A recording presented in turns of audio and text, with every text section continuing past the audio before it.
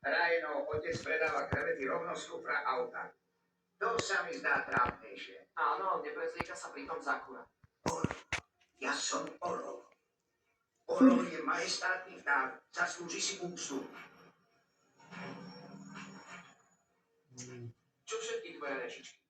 Čo si robil, koľkých si strčil za mreže? Dávaš prednosť tomuto? Nie. Ale robím to kvôli nej. Nika černá.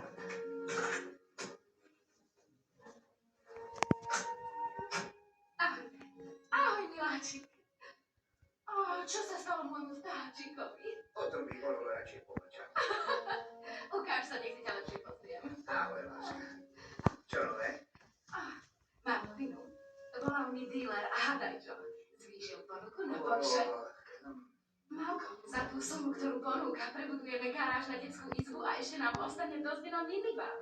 Moment, počkaj. Detská izba je jedna vec, ale ja nebudem jazdiť v dodávke. A kam chceš v tom Porsche dať naše dieťa? Veď má kufor.